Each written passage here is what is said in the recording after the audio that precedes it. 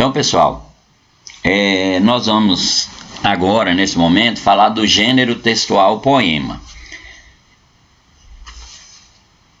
Bem, o poema, nós falamos na outra aula, ele é diferente da poesia. Vamos retomar essa discussão, essa dúvida, né? Mas eu creio que ficou bem entendido essa questão, né? Poema é o texto escrito. Então eu tenho vários gêneros textuais: receita, carta, bilhete, e-mail, regra de jogo, crônica, conto, fábula. Eu tenho novela, romance. Eu tenho infinidade de gêneros textuais. O poema é um deles, ok? O poema é um dos gêneros textuais. Então vamos lá. Para ficar bem marcado essa diferença entre poema e poesia, vamos ler isso aqui de Francisco Marques, que é muito interessante. Olha o que ele diz: o poema é a fruta, a poesia o sabor. O poema está no livro, a poesia no leitor. O que a gente vê aqui? A gente vê que Francisco Marques, o poeta Francisco Marques, ele deixa bem claro a diferenciação entre poema e poesia. Quando ele compara o poema com a fruta, ele quer dizer algo palpável, é algo concreto. Então é o texto escrito, o poema. Agora, a poesia é o sabor daquela fruta. O que eu quero dizer? O que ele quer dizer com isso? Ele quer dizer que é algo que você não pega, que você não toca, mas você sente, ok? Olha outro, aí ele continua: o poema está no livro, escrito, por isso é um gênero textual, por isso eu preciso usar palavras, por isso ele tem características. A poesia está no leitor, ou seja, em quem lê, em quem sente, porque poesia é sentimento, poema é o texto, poesia é o sentimento. Não existe poema sem poesia, mas poesia existe em todos os lugares, mesmo em pessoas que não sabem ler e escrever, como a gente deixou bem claro na aula passada, ok? Então, aqui tem uma definição técnica, né? O poema é o gênero textual que se constrói não apenas com ideias e sentimentos, mas também por meio de empregos do versos e seus recursos musicais, a sonoridade, o ritmo das palavras e da função poética da linguagem e de palavras com sentido conotativo, ou seja, contorno, figurado, que a gente também falou isso nas aulas passadas. Poesia é o subjetivo, é o sabor que Francisco Marques falou, é o sentimento que ele falou, né? É o abstrato, ou seja, medo é abstrato, amor é abstrato, poesia é abstrato, porque eu não posso tocar, eu não posso pegar, apenas sentir. Enquanto o poema é concreto, ou seja, é o texto escrito que eu posso ler, que eu posso copiar, que eu posso carregar de um lado para outro. Agora o sentimento, que é a poesia, isso é abstrato. Qualquer dúvida, vão anotando aí para tirar depois no momento, pessoal. Nós vamos ter um momento de tirar dúvida, já que a gente não tem o recurso do microfone para vocês falarem. Então nós temos aqui poesia, é o título de um poema de Carlos Drummond de Andrade, veja bem. Gastei 1 hora pensando um verso que a pena não quer escrever. No entanto, ele está cá dentro, inquieto, vivo. Ele está cá dentro e não quer sair. Mas a poesia desse momento inunda minha vida inteira. Olha que interessante. Pelo que a gente lê, ele não faz o poema, né? Ele está pensando o poema, mas a poesia já existe dentro dele, porque a poesia é o sentimento.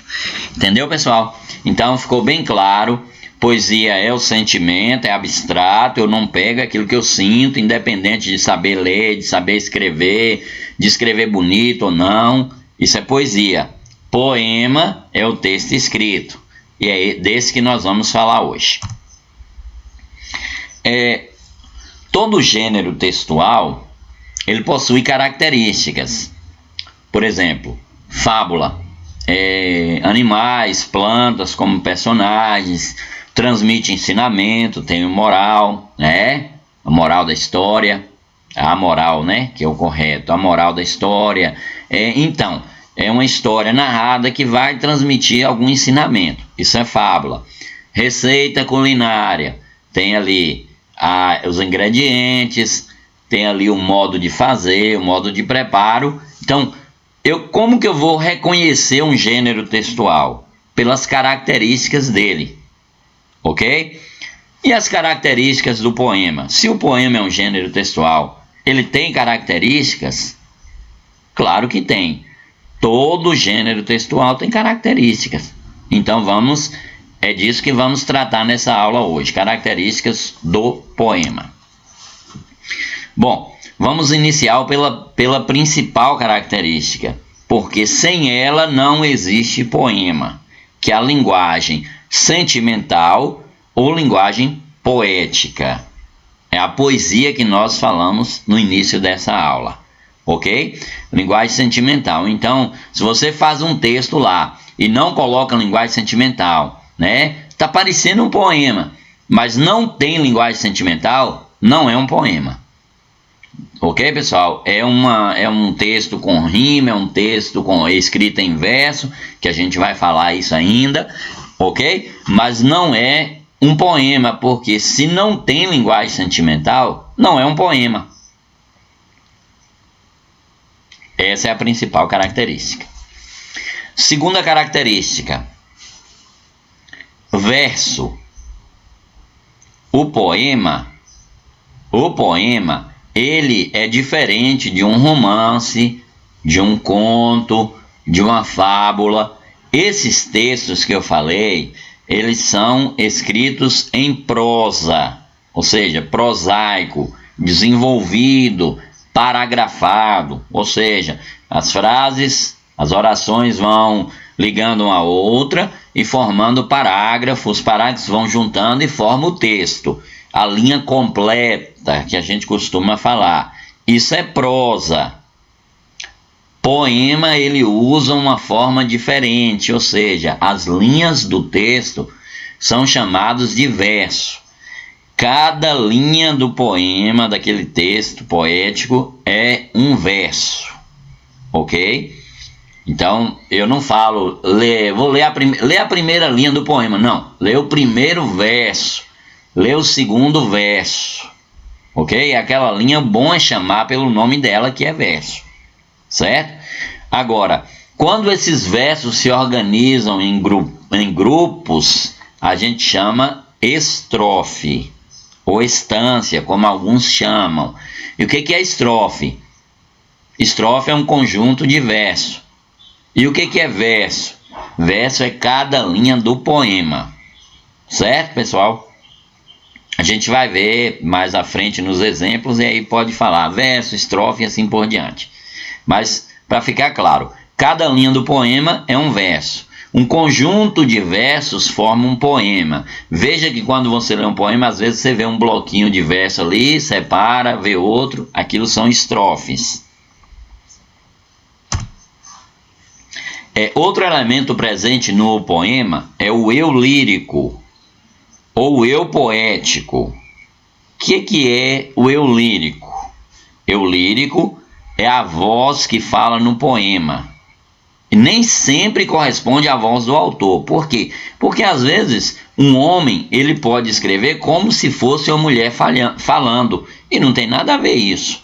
Uma mulher pode escrever, uma poetisa, ela pode escrever como se fosse um homem falando ou sentindo algo. Então, no poema, a gente não fala personagem, a gente fala eu lírico. Embora existam poemas históricos, né, que desenvolve história, né, mas o correto é o eu lírico, não personagem. Quem é o eu lírico? É a voz que fala no poema, que demonstra o sentimento. Aí nós temos aqui, o poeta é um fingidor, finge tão completamente que chega a fingir que é dor, a dor que devera sente. Fernando Pessoa. Então veja, o que ele está dizendo aqui? Né? A gente deixou isso aqui para mostrar a vocês que o poeta ele não é obrigado a falar dele, da vida dele. Ou seja, ele pode criar uma situação, ele pode falar como se fosse uma outra pessoa. Um adulto pode falar como se fosse uma criança. Uma mulher pode falar como se fosse um homem, entendeu? Uma criança pode escrever um poema como se fosse um idoso. Isso aí é o eu lírico. Então, Fernando Pessoa chamou isso de fingidor, mas fingidor não no sentido literal, mas no sentido figurado, de alguém que cria, de alguém que recria a situação. Tranquilo? Então essa é a outra característica.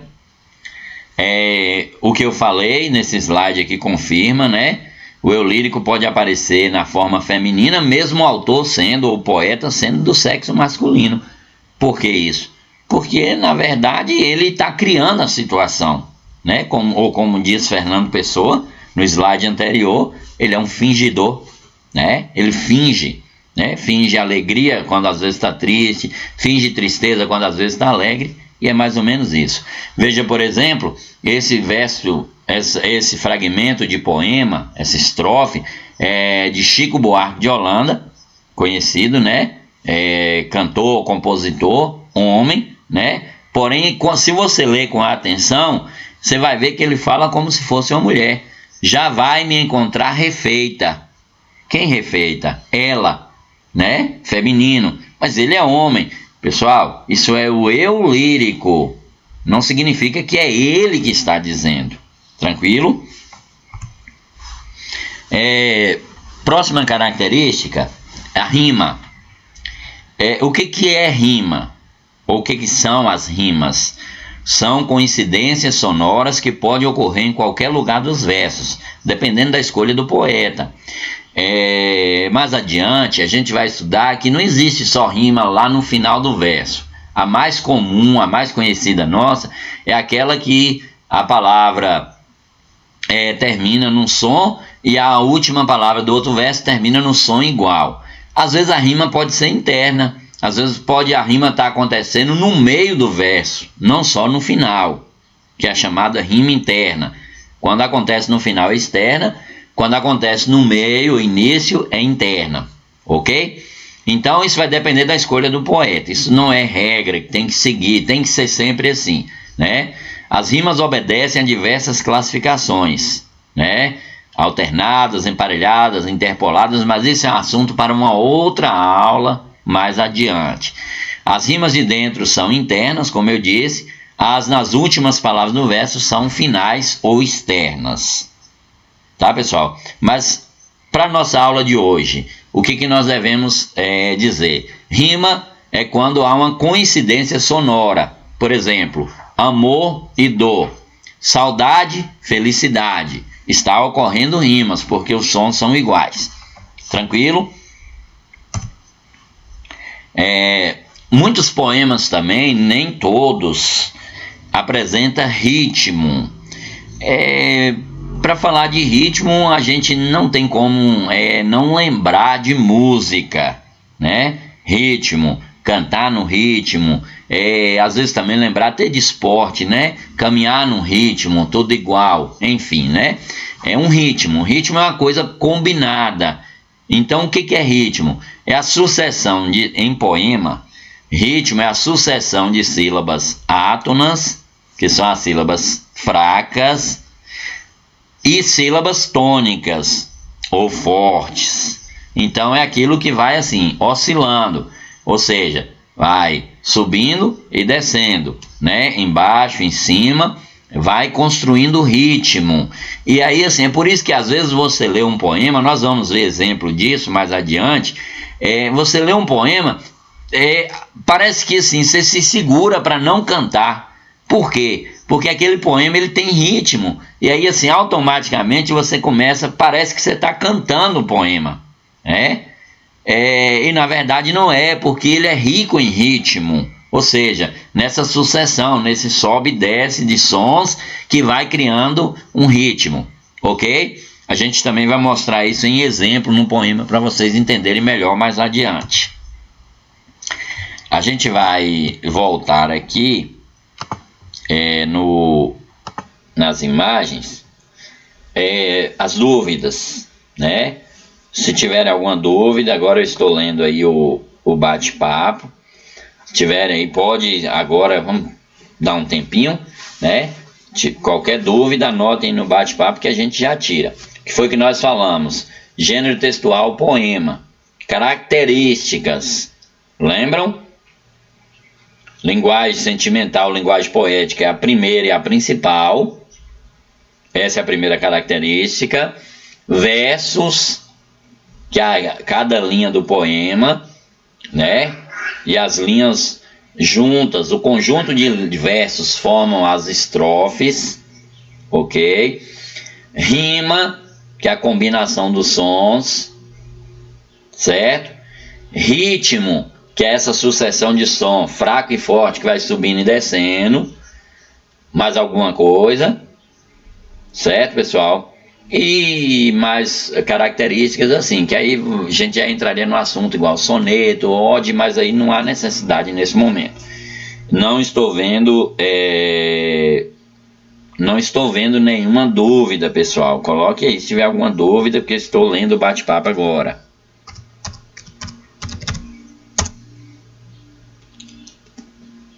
Se tiverem, coloque. Espancada aqui, eu só sei escrever dando pancada no computador. Alguma dúvida?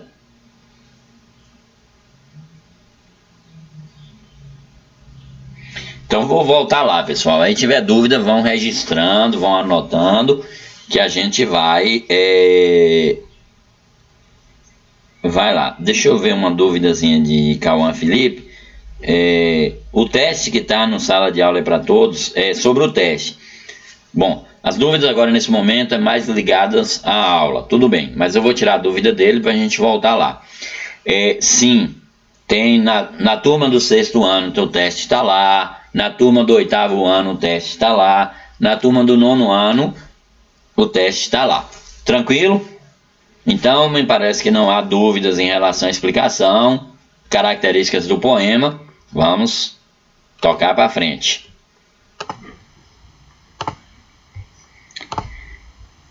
Então vamos lá. Bom, pessoal, eu quero que vocês prestem bastante atenção nessa imagem. Eu tentei criar uma situação que fica bem compreensível para vocês. Celular, acho que dá para entender bem.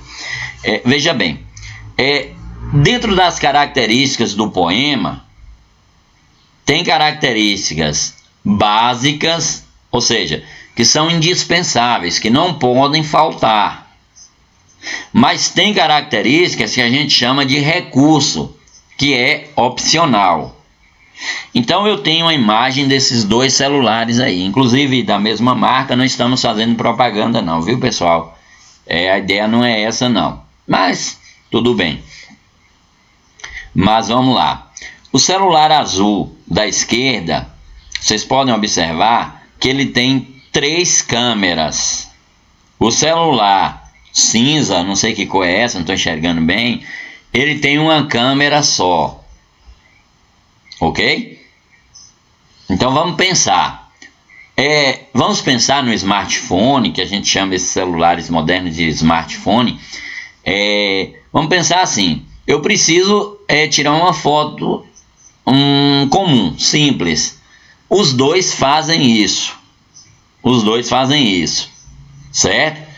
Porém, o celular azul da esquerda, ele tem recursos a mais. Isso vai dar mais qualidade à minha foto, à minha gravação, à minha foto. Por quê? Porque ele tem mais recursos.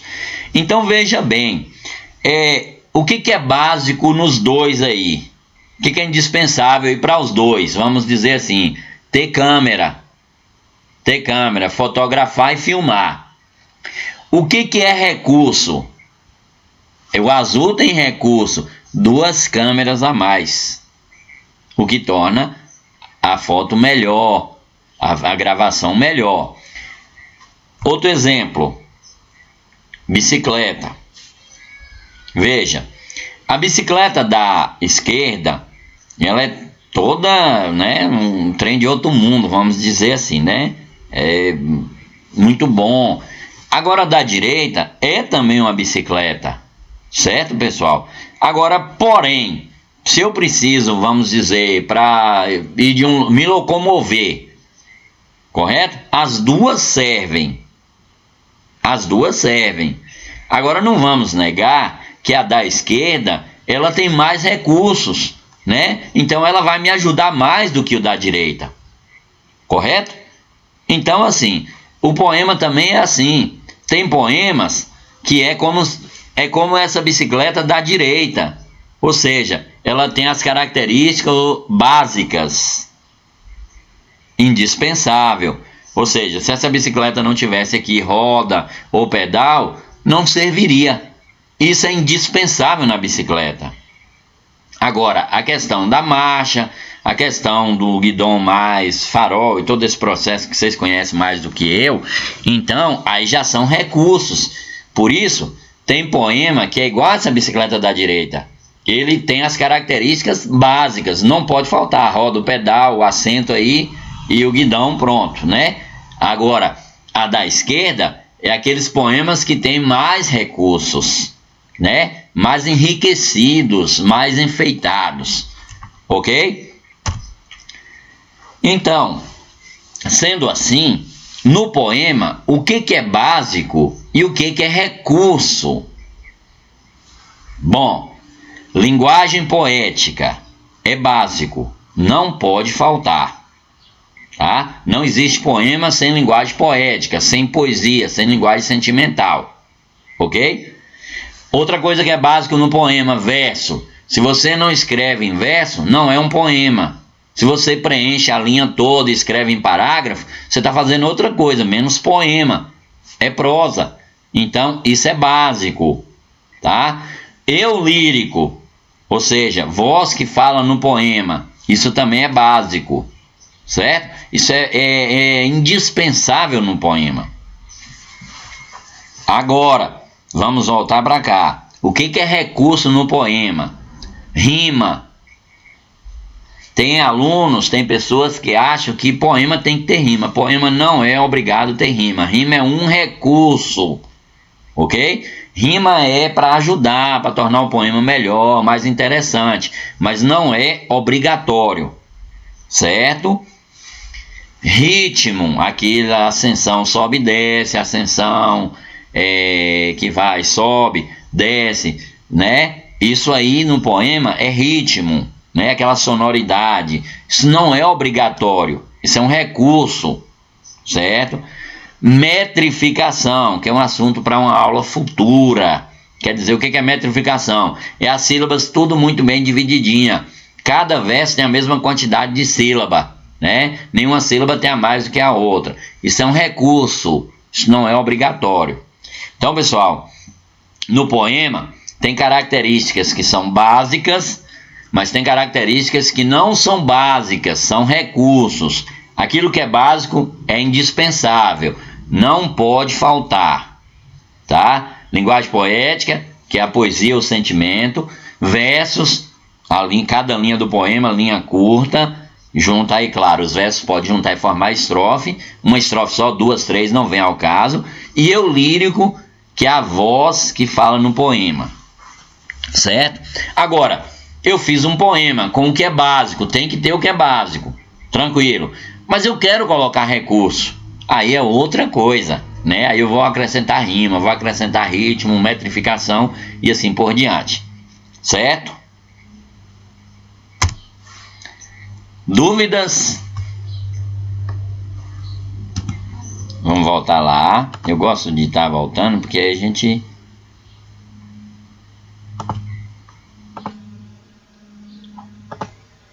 Alguma dúvida, pessoal?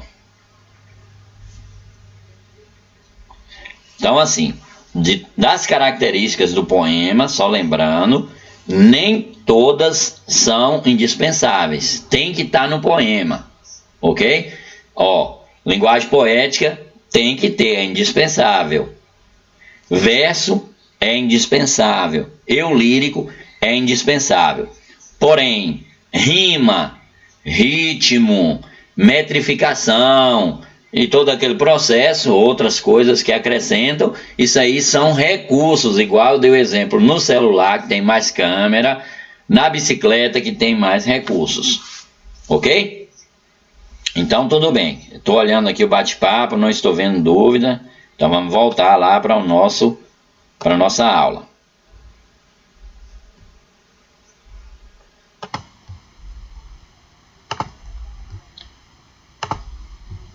Então tá bom, pessoal. Veja, a partir de agora a gente vai fazer a leitura de alguns poemas para a gente poder estar falando de recursos. Aí vocês vão observando os recursos. Primeiro vamos começar com um fragmento de um poema Navio Negreiros de Castro Alves, né?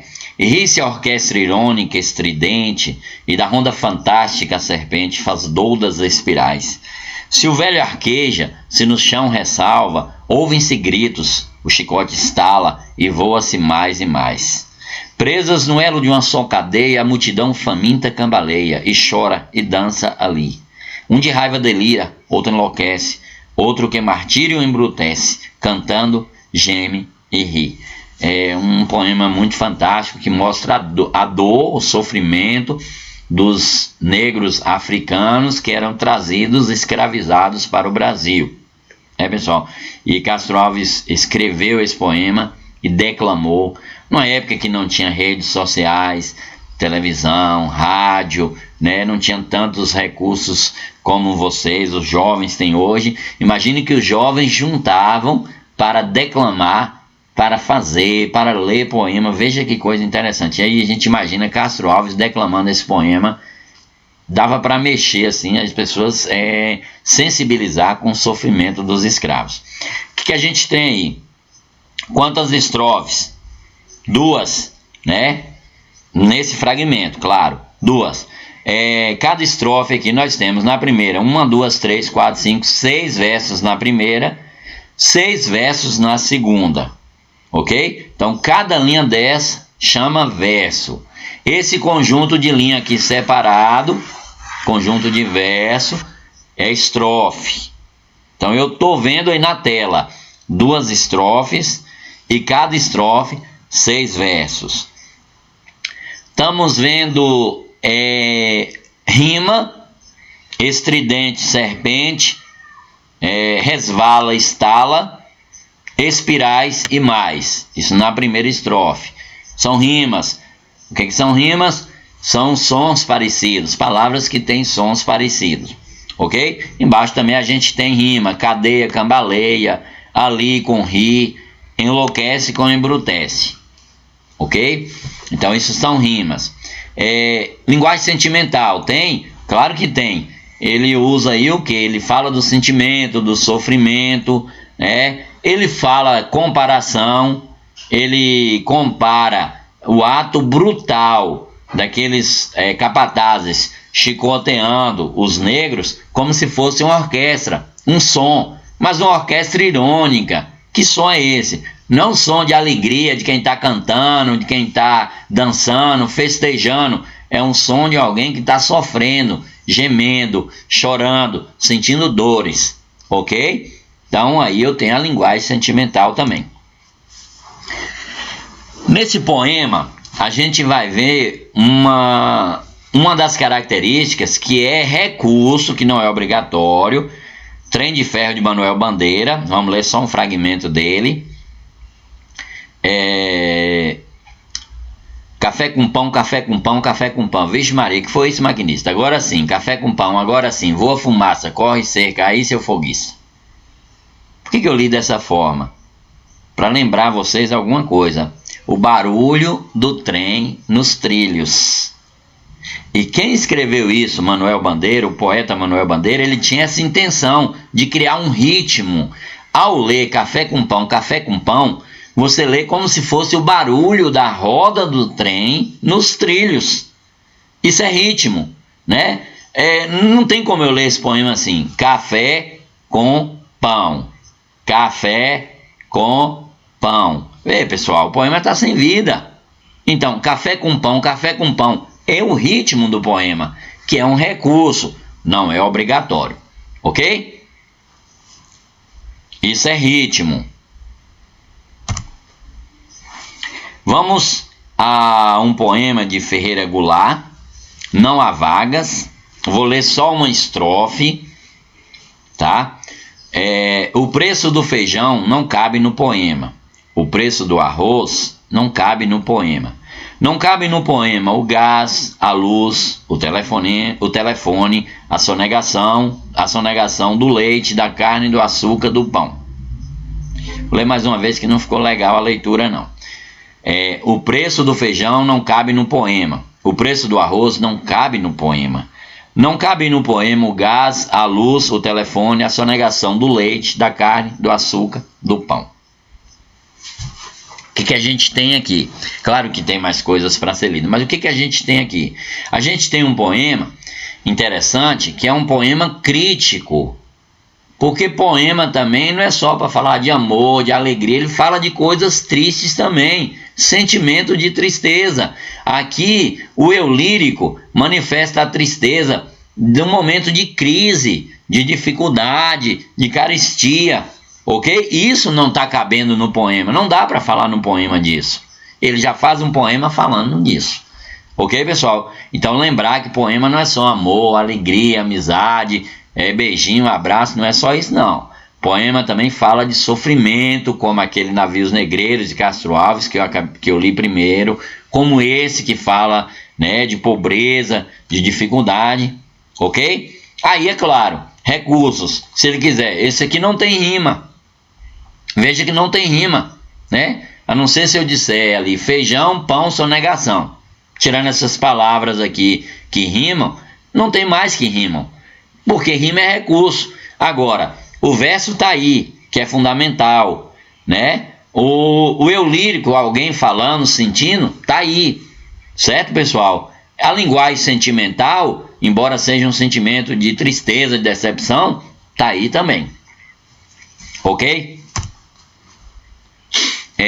Neste outro poema também de Manuel Bandeira, que nós lemos lá atrás, o Trem de Ferro, esse é mais bem profundo, o bicho. Vi ontem um bicho na imundícia do pátio, catando comida entre os detritos. Quando achava alguma coisa, não examinava e nem cheirava. Engolia com voracidade. O bicho não era um cão, não era um gato, não era um rato. O bicho, meu Deus, era um homem. O que a gente vê nesse poema aqui?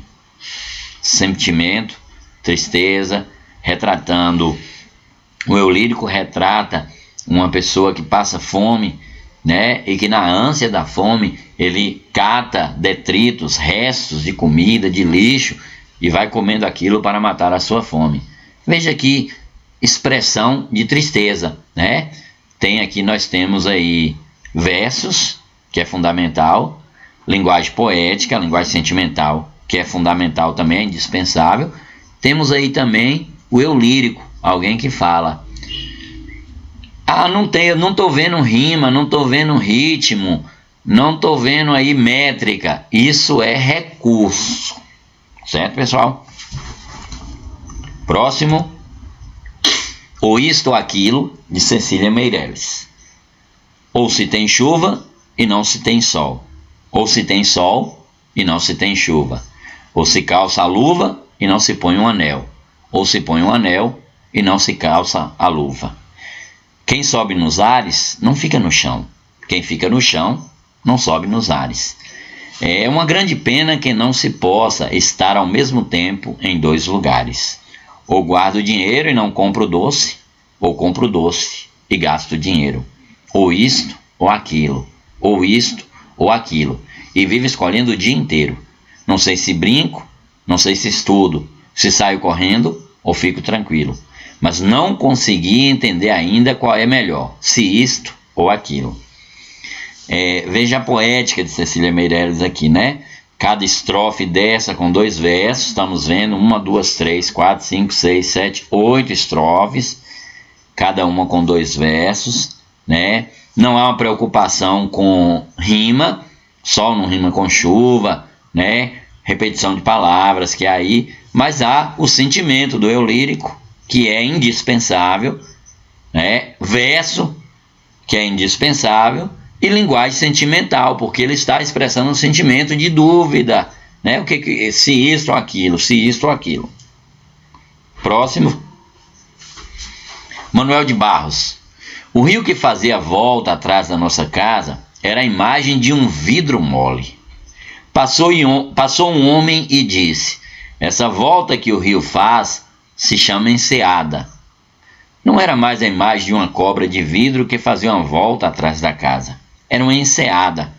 Acho que o nome empobreceu a imagem. Não aparece aí, mas a gente acrescentou. O que ele mostra, pessoal? O sentimento infantil de uma criança que, ao ver o rio, compara com uma cobra de vidro, fazendo as suas curvas. E aí o homem, que representa aí o que está sem o sentimento, né? Sem a conotação, que olha as coisas mais no sentido denotativo, diz que é uma enseada, ou seja, esse contorno do rio. Pessoal, isso é poema. Isso é linguagem sentimental. Para não dizer que poema é apenas assim, aquelas coisas tal, né, que de Manuel Bandeira, Carlos Drummond de Andrade, Cecília Meirelles, nós também temos aqui na tela o Hino Nacional Brasileiro, né, que é um poema.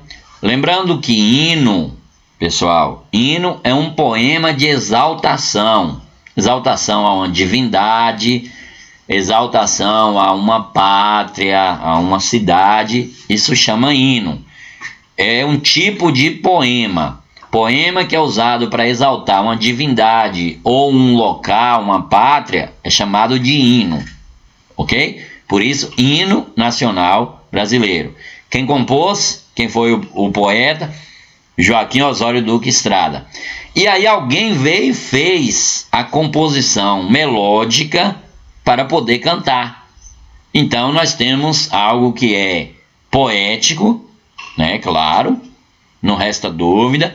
Tem estrofes, tem versos. É a parte 1 e parte 2. A primeira aí tem 1, 2, 3, 4 estrofes na parte 1, 4 estrofes na parte 2, ok? E tem linguagem poética, tem versos, tem rimas, tem sonoridade, né? E mais do que isso, é usado como uma letra de canção, porque tem também a melodia junto, a música junto, ok? Não vamos ler porque é conhecido de todos. E aqui também a gente vai dar um exemplo de poética ou poema também no mundo religioso. O conhecido de todos, o Salmo 23, onde o salmista Davi, ele expressa a sua confiança em Deus ao comparar Deus com um pastor, que era naquela época, né, pessoal, não tinha as cercas, né, então o rebanho pastava no campo aberto, então tinha que ter alguém para estar cuidando daquilo ali, para não deixar animais atacar, para não deixar, vamos dizer, pessoas roubarem, né, o rebanho. Então ele compara Deus, o Senhor, como seu pastor que cuida dele, que zela dele, ok? Então isso também é um poema, isso também é uma canção, inclusive cantada, né, a letra de canção, que letra de canção também tem poema, expressa o sentimento, ok, pessoal? Então é isso aí. Vamos a algumas coisas para encerrar com algumas dúvidas. Poema versus poesia. Existe diferença? Eu não posso ouvir vocês, mas com certeza vocês estão dizendo que sim. Poema é o texto escrito, poesia é o sentimento, tá? Ou como disse Francisco Marques no início da nossa aula, no slide lá, poema é a fruta que eu vejo, eu toco, poesia é o sabor que eu não posso ver, tocar, pegar, mas sinto. Próxima questão. O que é o eu lírico? Eu lírico é a voz que fala no poema. Não significa que tem que ser o poeta ou a poetisa, Porque, por isso, um homem ele pode escrever como se fosse uma criança, como se fosse uma mulher. O eu lírico é uma criança, o eu lírico é uma mulher. Não importa se foi um homem, se foi uma mulher, se foi uma criança que escreveu. Eu lírico é a voz que fala no poema. O que é verso? Verso é cada linha do poema. São as linhas curtas, tá? Cada linha do poema recebe o nome de verso. O que é estrofe? Estrofe é um conjunto de verso. Ok? Mas é uma aula sobre o gênero textual poema. Tranquilo? Outra coisa que é bom ficar bem claro para vocês. Todo gênero textual tem características. Eu reconheço o gênero textual pelas características. Certo? Então, quais são as características do poema? Vamos começar pelo aquilo que é básico, que não pode faltar. Certo? Vamos lá? Linguagem sentimental ou linguagem poética. Verso, que pode juntar e formar as estrofes. Eu lírico, a voz que fala, que sente no poema. Isso aqui não pode faltar. Desse lado agora eu tenho os recursos, ou seja, aquilo que tem no poema, são características do poema, mas podem faltar, ok? Mas podem faltar. Rima, poema não é obrigatório ter rima. Ritmo, poema não é obrigatório ter ritmo. Métrica, sílabas poéticas divididas, né? A quantidade de sílaba poética é igual. Não é obrigatório. Ok, pessoal? E aí o poema, principalmente o sentimento. Eu bati o olho num texto ali e estou lendo ele. Está escrito em verso. Tem linguagem sentimental. Tem o sentimento de alguém, o eu lírico. É um poema. Certamente eu classifico como um poema. Ok? Para mim, pessoal, tudo certo? Então vamos encerrar. Agradecer mais uma vez. Pedir desculpa mais uma vez, mas agradecer. Agradecer, né, por esse momento que Deus preparou, pela vida, por esse momento. E agradecer também a vocês a dedicação, a atenção. Tá certo? Um forte abraço e até a próxima. E aí nós vamos encerrar.